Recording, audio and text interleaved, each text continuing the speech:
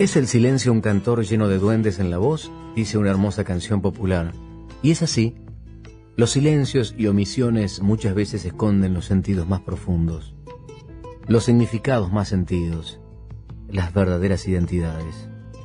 Nosotros somos los que otros dicen de nosotros, también somos los que otros callan. Nosotros también somos los enigmas que encierra el silencio, o acaso cuando bailamos un tango. Las detenciones que callan no componen también las figuras de la danza. Transitamos silencios, silencios repletos de silenciados. Por eso en este ratito escucharemos los gritos mudos de la historia. Recobrarán con nosotros la garganta los silenciados.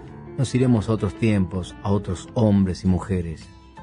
Recorreremos los paisajes recónditos y nos daremos de frente con lo que somos hoy. Somos los que fueron. Somos el silencio que nos ensordece, que se venga, que estalla en alarido.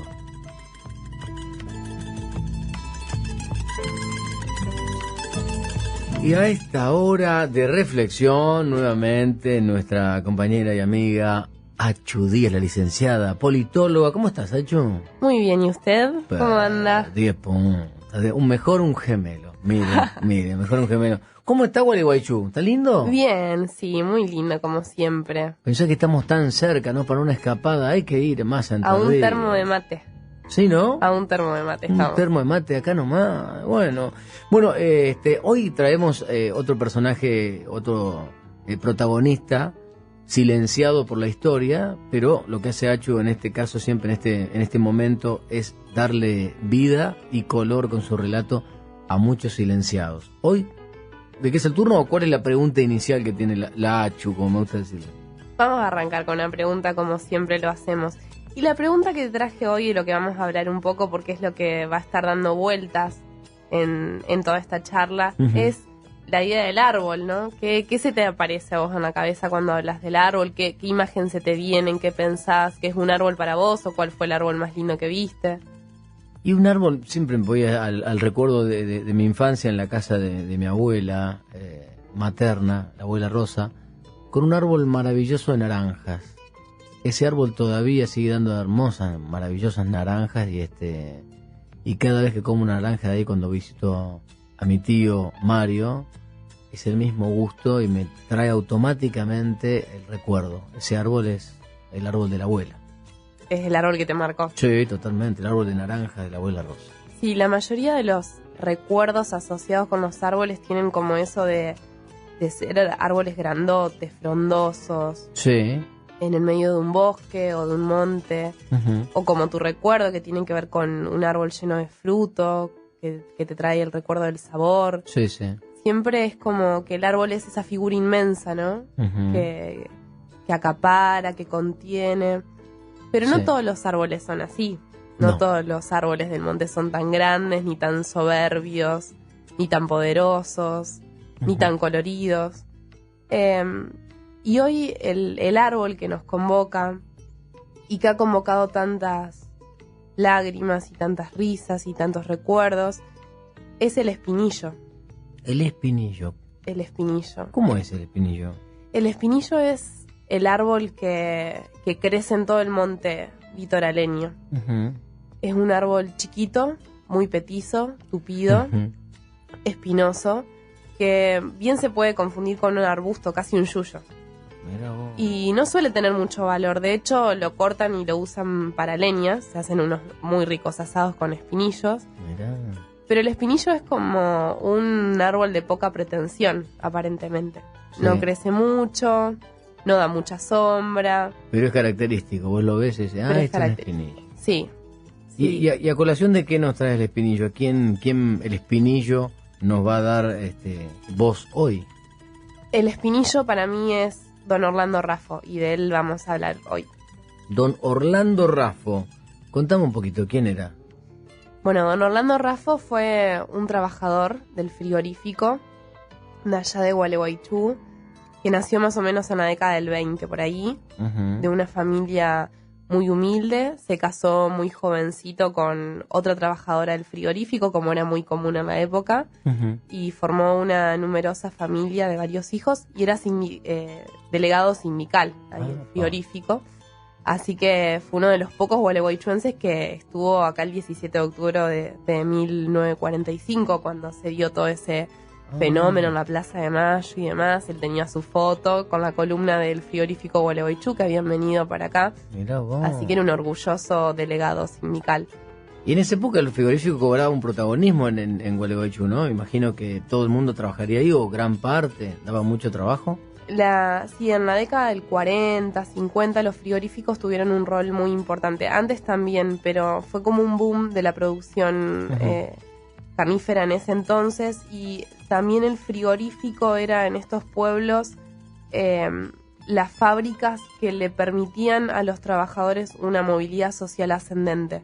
El trabajador que lograba entrar en el mundo laboral del frigorífico no solamente tenía un trabajo registrado, sino que también tenían bibliotecas, sus hijos tenían la posibilidad de estudiar ahí, les enseñaban deporte, les enseñaban ajedrez, tenían obra social, el frigorífico tenía su farmacia, entonces era la posibilidad de realmente tener un trabajo de calidad en estas empresas que además en esta época, en la época de Perón, se nacionalizan muchísimos de estos frigoríficos. Tal cual.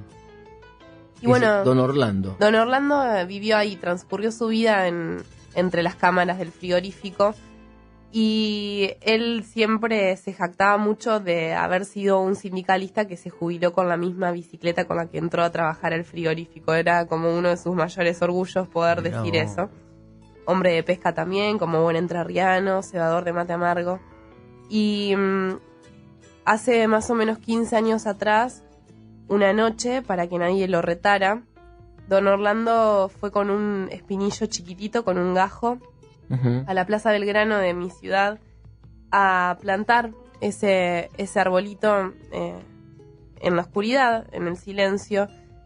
Y ese arbolito él le puso un papel que decía que representaba a un desaparecido, que por favor la persona que lo viera lo cuidara, que no lo lastimara. Y así ese árbol ya tiene 15 años creciendo en esa plaza de mi ciudad. Y bueno, y muy llamativamente ha crecido bastante más de lo que suele crecer un espinillo, que suele ser un árbol petizo. Así que ese es un poco Don Orlando y su árbol.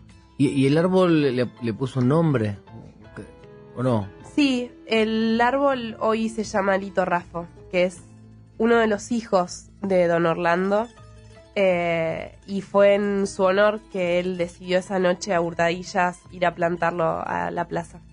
Ah, o sea que el arbolito, el espinillo representa quién era su hijo. Su hijo Lito. ¿Y a Lito qué le pasó? ¿Cómo es la historia de Lito? Lito es uno de los 21 compañeros detenidos desaparecidos de Gualeguaychú.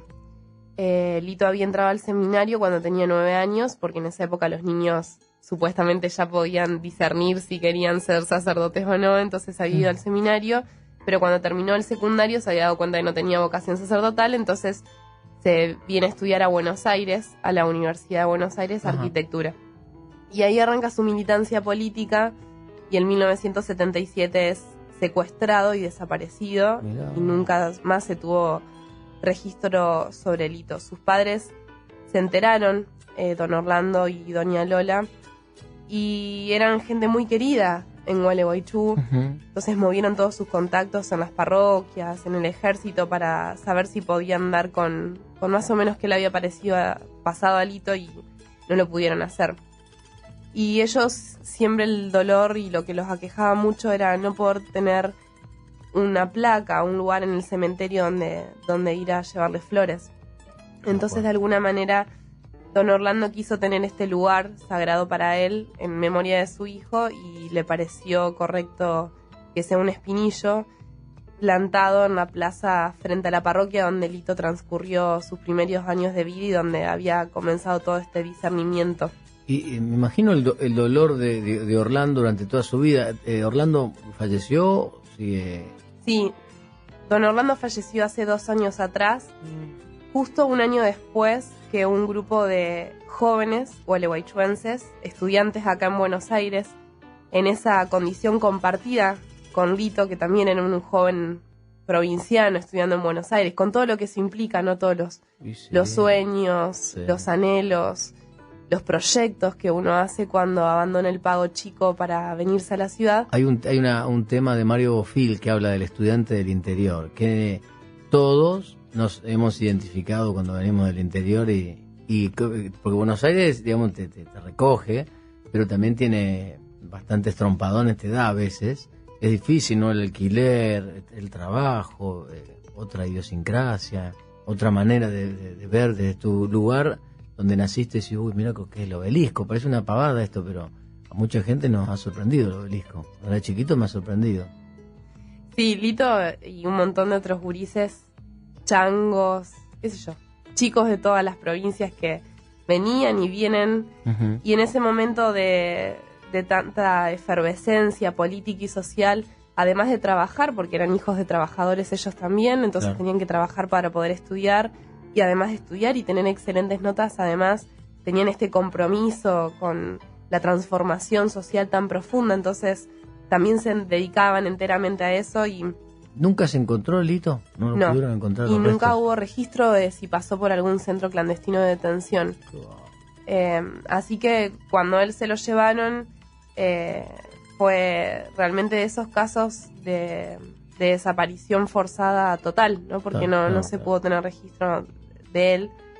Y bueno, y Don Orlando decidió de alguna manera homenajearlo. Muchos años después, este grupo de jóvenes estudiantes en Buenos Aires, esto fue en el 2011, deciden ponerle una placa al árbol para que llegue el nombre de Lito. Y de esa manera se hizo lo que Don Orlando consideró que fue como el velorio de Lito, donde fueron sus amigos, sus compañeros de la facultad, del colegio, a despedirlo y a homenajearlo. ¡Qué emoción, por favor!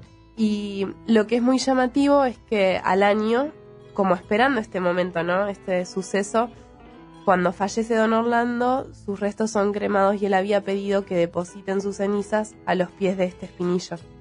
Por lo tanto, de alguna manera, cada vez que ese árbol y tantos otros árboles plantados a lo largo y a lo ancho de esta patria, sembrada de mártires, de muertos, de héroes, cada vez que sopla el viento, entre esas ramas hay Litos, hay Don Orlandos y hay tantos otras maravillosas voces que quizás no podemos escuchar con claridad a veces, pero sí nos detenemos un poco y abrimos bien las orejas. Así que un poco la idea de traer la idea del árbol acá hoy tenía que ver con poder empezar a apreciar todas aquellas voces que nos susurran, aunque no las escuchemos con mucha nitidez.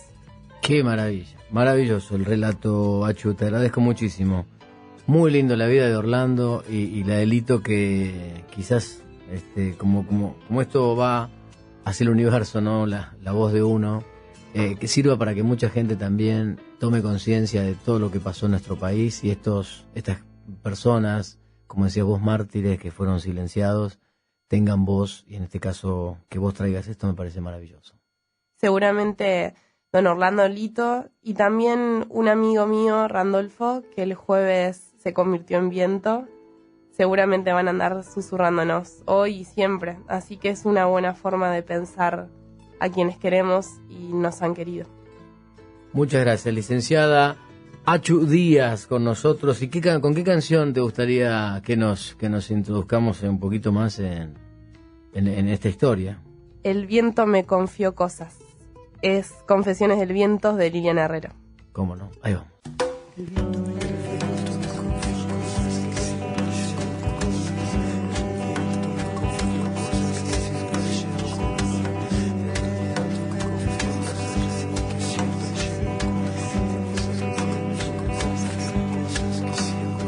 El viento me confió cosas que siempre llevo conmigo. Me dijo que recordaba un barrilete de 3 niños, que el sauce estaba muy débil, que en realidad él no quiso, que fue uno de esos días que todo es un estropicio. Me dijo que los pichones a veces de apresurados caen al suelo indefensos y él no consigue evitarlo. Me habló de arenas de agosto, de cartas de enamorado, del humo en las chimeneas, del fuego abrazando el árbol.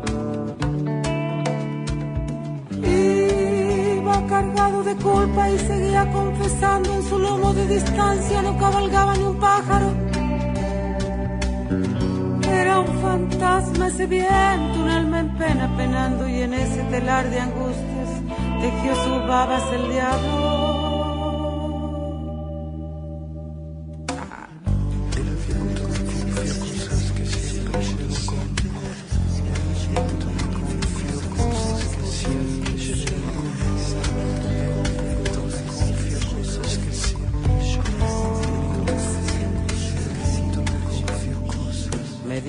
Recordaba que en realidad él no quiso, a veces de apresurados, un barrilete y 3 niños.